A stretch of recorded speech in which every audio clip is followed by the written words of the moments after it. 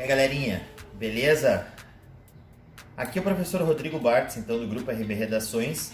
E hoje a gente vai continuar, então, resolvendo aí as questões da banca da Consulpan, que foi, na verdade, a empresa, então, que ganhou a licitação aqui para o concurso da Prefeitura de Santa Cruz do Sul, Rio Grande do Sul. Como ela não é uma banca muito conhecida, a gente vai dar uma analisada, então, em algumas questões que são um pouco difíceis, algumas um pouco mais fáceis.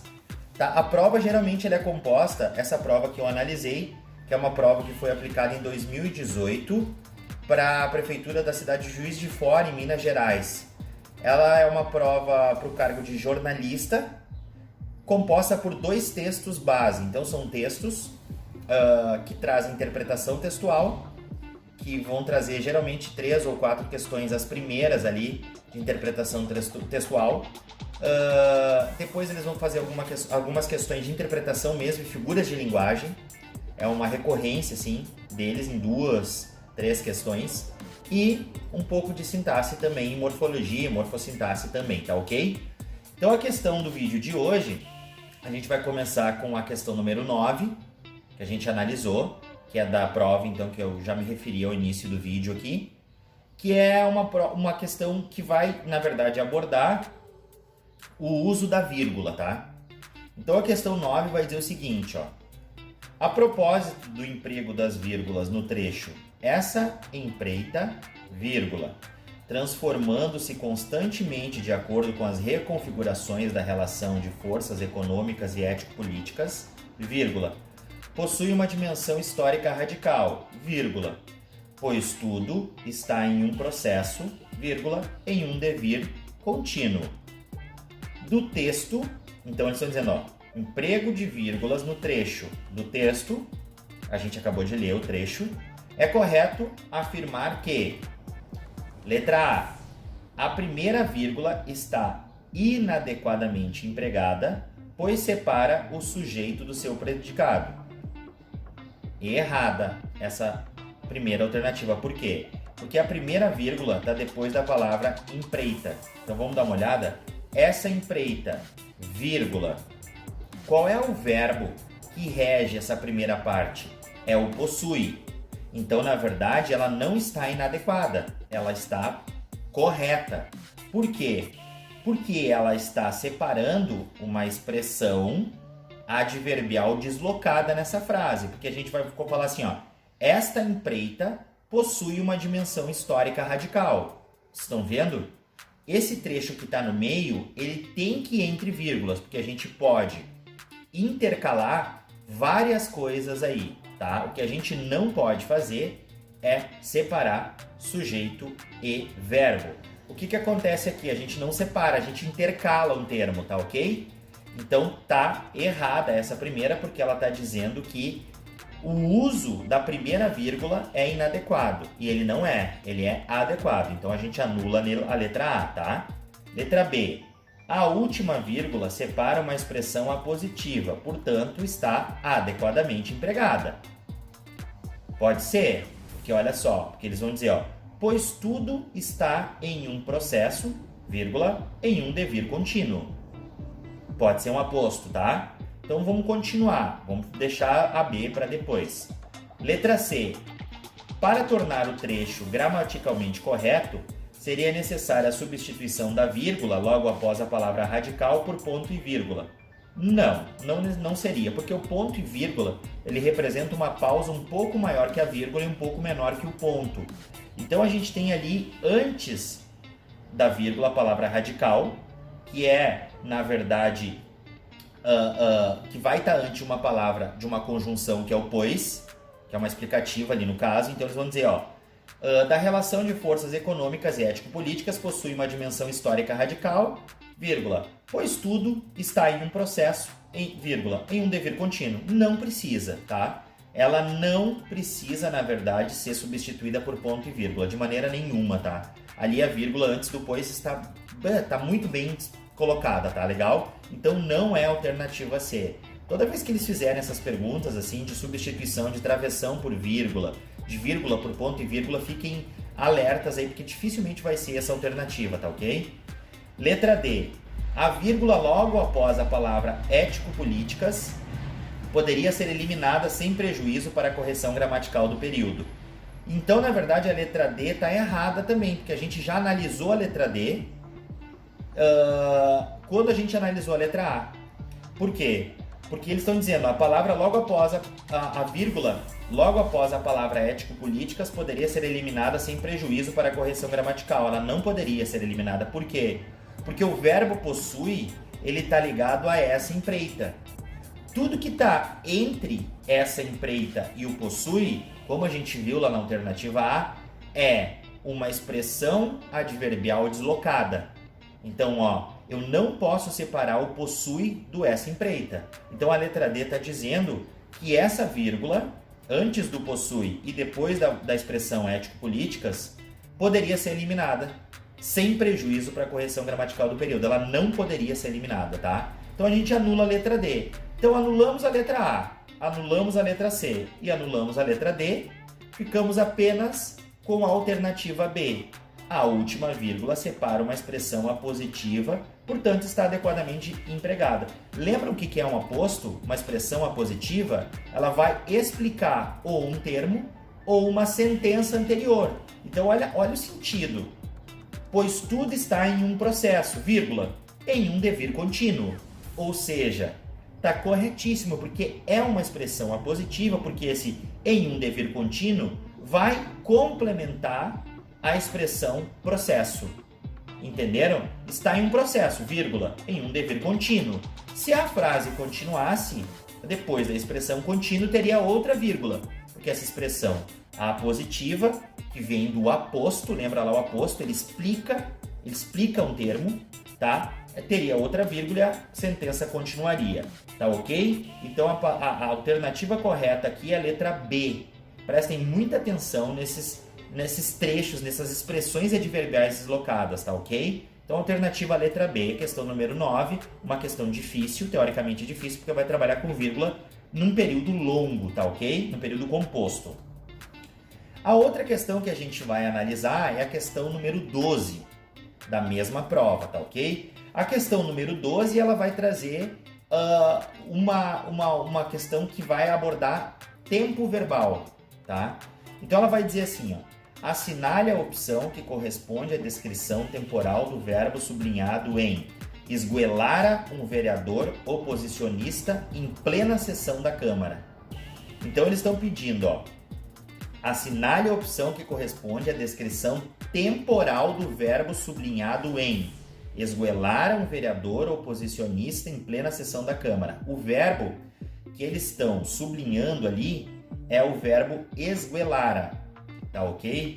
Então, olha só, o verbo esgoelara, geralmente quando termina em ara, ele vai estar no tempo pretérito mais que perfeito, tá ok? Então, a gente já sabe o tempo dele, esgoelara, que é o pretérito mais que perfeito. Então, vamos ver qual é a alternativa correta? Letra A. O tempo verbal expressa um fato ocorrido no momento anterior ao atual, mas que não foi completamente terminado. Então, ela está errada porque ela está dizendo que o tempo verbal expressa um fato ocorrido no momento anterior ao atual. Por quê? Porque ele está dizendo que ele vai, na verdade, expressar um fato ocorrido antes do presente, que é do momento atual. E não é essa a designação do pretérito mais que perfeito. Então, está errada. Letra B. O tempo verbal manifesta ação pretérita concluída antes de outra ação do passado ter se iniciado. Então, é a letra B a correta, é a letra B, porque o pretérito mais que perfeito do indicativo, para que ele é usado, na verdade? Ele é usado para indicar, então, uma ação que vai ocorrer antes de outra ação também no passado. Então, na verdade, aqui ele está designando, então, qual é a função do pretérito mais que perfeito, alternativa B, ou seja, manifesta ação pretérita, ou seja, passada, concluída antes de outra ação do passado ter iniciado. É exatamente esse o uso do pretérito mais que perfeito. É um tempo que vai indicar algo que ocorreu antes de outra ação passada. Por vezes, ele pode vir também com um sentido de dúvida ou incerteza, tá? Mas aqui é a letra B. Então, é uma ação passada ocorrida antes de outra ação passada, que é o pretérito mais que perfeito. Letra C. A locução verbal destacada é formada pela terceira pessoa do plural do pretérito perfeito do indicativo, eliminando-se a terminação am e adicionando-se o sufixo adequado. Não é, porque ele está dizendo a descrição temporal e não como ele é formado. Ali está falando da formação do tempo verbal, então está completamente incorreta a letra C. Tá? A letra C está totalmente fora. Letra D. O verbo neste tempo deve formar-se com o verbo auxiliar ter ou haver, na linguagem formal, no pretérito imperfeito, seguido do particípio passado do tempo verbal. Por que não é a letra B? Porque ele está mostrando como o verbo ele é composto na locução verbal, ou seja, no tempo composto. O tempo composto ele vai ser formado pelo verbo ter ou haver, mais particípio. Por exemplo, tinha esguelado. Está correta a letra D, mas não está respondendo ao verbo esguelara. Então a letra D ela está explicando como é a formação do tempo composto, que é o verbo ter ou haver mais particípio. Então nesse sentido não se encaixa também, tá ok? Então não é a letra A, porque ela está falando que o tempo verbal expressa um fato ocorrido no momento anterior ao atual. Não é isso, não é anterior ao presente. Letra B. O tempo verbal manifesta ação pretérita concluída antes de outra ação do passado ter iniciado. É exatamente essa designação do pretérito mais que perfeito, ou seja, uma ação passada e iniciada antes de outra ação passada. Uma ação pretérita antes de outra ação pretérita, tá? Então é exatamente isso. A letra C não é porque está falando sobre formação verbal, não tem nada a ver com a questão aqui que está abordada. E a letra D, o verbo neste tempo deve formar-se com o verbo auxiliar ter ou haver na linguagem formal, no pretérito imperfeito, seguido do particípio passado do verbo principal. Não é, porque ele está falando como é formado, na verdade, o tempo na forma composta. Então não é isso, tá? Beleza, gente? Então é dar uma olhada nos tempos verbais lá, pretérito perfeito, pretérito mais que perfeito, pretérito imperfeito e assim sucessivamente, e ver quando que ele é usado. Qual é a ação conceitual desse tempo verbal, tá ok? É uma questão teoricamente difícil, porque na verdade tem que saber exatamente qual é a designação do tempo desse que está na frase aqui, que é o pretérito mais que perfeito. Então é uma recorrência deles em prova cobrar tempo verbal e saber a designação desse tempo verbal, tá ok? E a última questão é a questão número 13, tá? Que a gente vai analisar nesse vídeo aqui, que é uma questão que diz o seguinte, ó. No enunciado, ousou o escrevente namorar-lhe a filha. Identifique a que se refere o termo sublinhado. Então a gente tem o termo sublinhado ali, que é o lê, tá? Então olha só, eles estão dizendo o seguinte, ó. Ousou o escrevente namorar-lhe a filha. Então eles estão pedindo para identificar a que se refere o termo sublinhado. Letra A. Trata-se de uma forma arcaica do verbo namorar, que já foi namorar-se. Completamente errado, não tem nada a ver com arcaico ou moderno, ou trocar ali o pronome do lhe para o se. Completamente errada, tá? O pronome oblíquo átono presta-se, neste caso, a fazer referência à filha dele. Presta-se a fazer referência à filha dele. Não, não é, porque a filha já está colocada de forma explícita logo depois. Então, ousou o escrevente namorar-lhe a filha. Letra C. Refere-se a coronel Triburtino, funcionando como adjunta nominal com ideia de posse. É essa a resposta correta. Letra D. Diz respeito a coronel Triburtino com a mesma função possessiva do lhe na frase amo-lhe. Não é. Por que é a letra C? Então, porque é o seguinte, ó. Geralmente o lhe, ele vai estar acompanhando o verbo transitivo indireto. Ele vai ser um objeto indireto, tá ok? Mas ele pode acompanhar o nome, como ali no caso que ele está acompanhando, e ele vai, na verdade, substituir o dele. Porque a gente tem assim no texto, ó. Eu vou ler um trecho do texto para vocês, que é um trecho de um texto da prova, que é do Monteiro Lobato, tá ok? Toda a gente lhe tinha um vago medo, mas o amor, que é mais forte que a morte, não receia sobrecenhos enfarruscados, nem tufos de cabelo no nariz. Ousou o escrevente namorar-lhe a filha, apesar da distância hierárquica que o separava. Então, olha só. Vamos ler de novo. Ousou o escrevente namorar-lhe a filha. Por quê?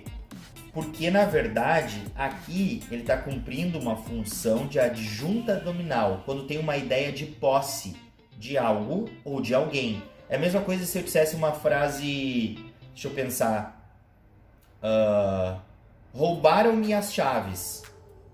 Roubaram as chaves dele. Tá vendo que tem uma ideia de posse? Então aqui é a mesma coisa, ó. Namorar-lhe a filha. Por que é essa a correta? Porque ele está dizendo, na verdade, ele está fazendo uma referência ao Coronel Triburtino, que é o personagem ali do texto, funcionando como adjunta nominal com ideia de posse, ou seja, ousou o escrevente namorar a filha dele, tá? Então sempre quando a gente, geralmente então o lê, ele vai vir acompanhando o verbo transitivo indireto, mas quando ele tiver numa frase que ele vai dar uma ideia de posse, e ele vai funcionar como adjunta nominal, ou seja, vai se referir ao nome, dando uma ideia de posse de algo ou de alguém. No caso, quando a gente conseguir substituir por dele ou dela, tanto faz, ele vai cumprir a função de posse, de adjunta nominal com ideia de posse, tá ok? Então é exatamente o que está trazendo a letra C, porque ele está dizendo assim, a letra C, ó, a alternativa C, que é a correta, refere-se a Coronel Triburtino, namorar-lhe a filha, namorar a filha dele de quem? Do Coronel Triburtino, que é o personagem que está fazendo referência no texto, funcionando como adjunta nominal com ideia de posse.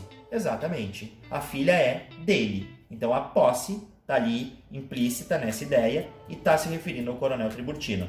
Então, na verdade, a letra C a correta, até porque a primeira está totalmente fora, não tem nada a ver com arcaico ou moderno.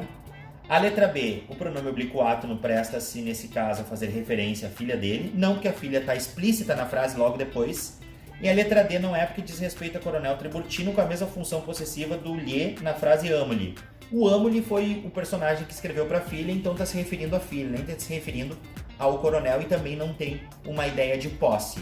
Tá ok, gente? Então, apesar de ser uma questão difícil, dá uma estudada lá na colocação pronominal e as funções sintáticas dos pronomes, tá? Pronomes oblíquos lá, átonos e tônicos. Dê uma olhadinha lá nessas funções que vai aparecer para vocês. Quando é um pronome que acompanha o verbo transitivo indireto, funcionando como objeto indireto. Quando é um pronome que acompanha o verbo transitivo direto, funcionando como objeto direto e assim sucessivamente, tá? Nesse caso aqui, ele tem a função de adjunta nominal e dá uma ideia de posse, tá ok? Beleza, galera? Espero que vocês tenham gostado. Tamo junto aí. Vamos continuar estudando. Assim que der, eu vou postando mais vídeos aí, todos relacionados ao concurso da Prefeitura de Santa Cruz do Sul. Qualquer coisa, vão me perguntando aí que a gente vai batendo um papo e vai resolvendo, tá ok? Grande abraço, tamo junto!